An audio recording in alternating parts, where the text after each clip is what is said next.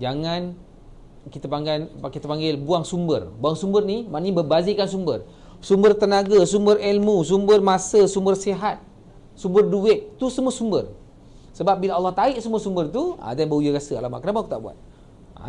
It might be too late. So semua ada target. Dan sekiranya ada apa-apa masalah ke persoalan ke apa kan, kalau boleh jangan tunggu lama-lama. Saya nampak sekarang ni tak ada trending, bukan trending, tak ada culture tanya soalan dalam grup. Cuma share je kan.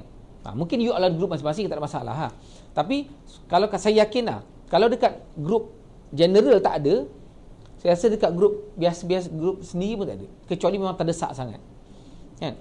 Sebab tu saya punya approach, kalau katakanlah aku nak tanya masalah ke apa, kita tanya dalam grup. Saya boleh jawab personal PM, tapi tanya dalam grup. Pertama, saya jawab dalam grup, semua orang belajar. Kedua, kalau tak sempat, orang yang boleh belajar.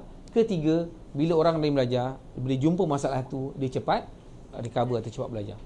So tak tahu macam mana kita cepatkan kita punya grow kita punya skill set. Okay, kalau tak ada apa-apa, itu sahaja daripada saya.